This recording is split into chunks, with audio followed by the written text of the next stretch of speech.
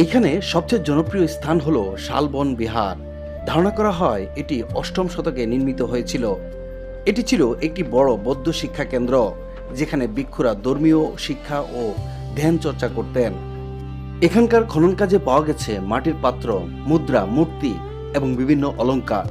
এইসব নিদর্শন সংরক্ষণ করে রাখা হয়েছে ময়নামতি জাদুঘরে, যা আমাদের অতীতের গল্পগুলোকে জীবন্ত করে তোলে। আজ আমরা স্কুলের বাচ্চাদের নিয়ে এসেছি এই ঐতিহাসিক জায়গায়, যাতে তারা বইয়ের বাইরে এসে নিজের চোখে ইতিহাস দেখতে পারে। কারণ ইতিহাস শুধু পড়ার বিষয় নয়, এটা অনুভব করার বিষয়। ময়নামতি আমাদের গর্ব, আমাদের অতীতের এক অমূল্য সম্পদ।